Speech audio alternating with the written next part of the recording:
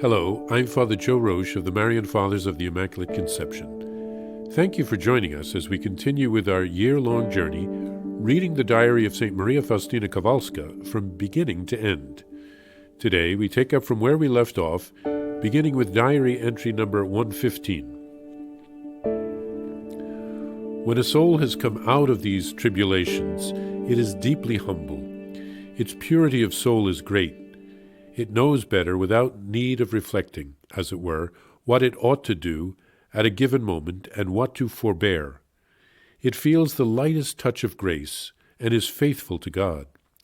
It recognizes God from afar and continuously rejoices in Him. It discovers God very quickly in other souls and in the environment in general. The soul has been purified by God Himself. God, as pure spirit, introduces the soul to a life which is purely spiritual. God Himself has first prepared and purified the soul. That is, He has made it capable of close communion with Himself. The soul, in a state of loving repose, communes spiritually with the Lord. It speaks to God without the need of expressing itself through the senses. God fills it with His light. The enlightened mind sees clearly and distinguishes the various degrees of the spiritual life. It recognizes that state when its union with God was imperfect, where the senses were involved, and the spirit was linked with the senses in a manner exalted and special, to be sure, but not yet perfect. There is a higher and more perfect union with God, namely intellectual union. Here the soul is safer from illusions. Its spirituality is purer and more profound. In a life where the senses are involved, there is more danger of illusion. Both for the soul and for its confessor, prudence must play a greater part. There are moments when God introduces the soul to a purely spiritual state. The senses dim and are seemingly dead. The soul is most closely united to God. It is immersed in the deity. Its knowledge is complete and perfect, not sporadic as before, but total and absolute. It rejoices in this. But I want to say more about those moments of trial. At those times the confessor must have patience with such a soul, but the soul must have even greater patience with itself. My Jesus, you know what my soul goes through at the recollection of these sufferings. I have often marveled that the angels and saints hold their peace at the sight of a soul suffering like that. Yet they have special love for us at such moments. My soul has often cried out after God as a little child who cries as loudly as he can when his mother covers her face and he cannot recognize her. O my Jesus, honor and glory to you for these trials of love. Great and incomprehensible is your mercy. All that you intended for my soul, O Lord, is steeped in your mercy.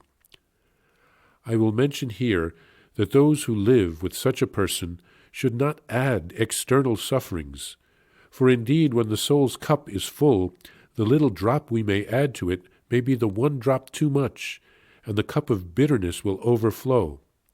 And who will answer for such a soul? Let us beware of adding to the sufferings of others, because that is displeasing to the Lord. If the sisters or the superiors knew or even suspected that a soul was suffering such trials, and they nevertheless added still other sufferings, they would be sinning gravely, and God Himself would demand an account of them on behalf of such a soul.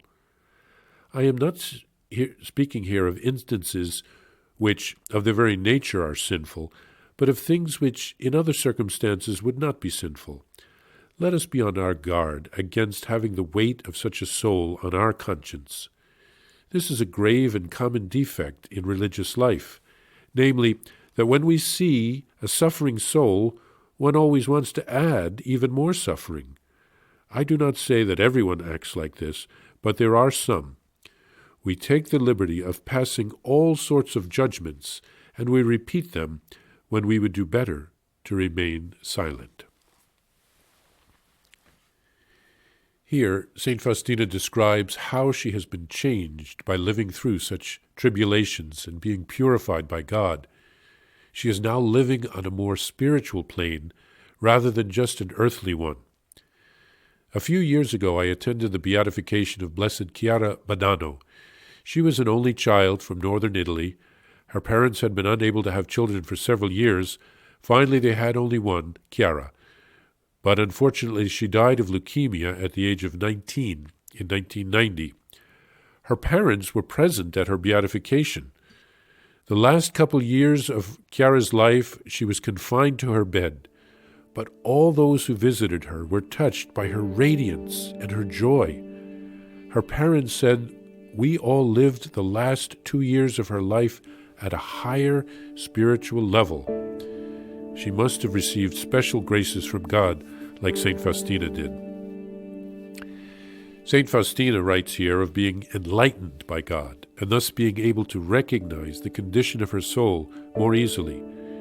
She writes of an intellectual union with God, where the soul is safer from illusions that come through the senses, and the spirituality is more profound. St. Faustina only had 3 winters of education in the little village where she grew up, but God was her instructor. What she writes here is profound and can only have come from God and from the experiences that He allowed her to have. As she reflects on what she went through, like the Blessed Mother, pondering all things, she draws some powerful spiritual lessons. She says that the confessor must be very patient with a soul going through such trials, and that the soul itself must be patient with itself till all is clear about what God is up to. She realizes that in heaven there must be a desire to intervene on the part of the saints and the angels to preserve the soul from suffering. But the vine needs to be pruned in order to bear more fruit, and so they hold back, knowing that God is up to something.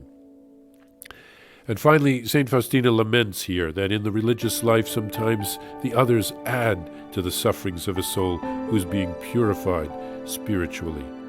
We should be very careful when we pass judgments on others. Only God knows the depths of someone's heart.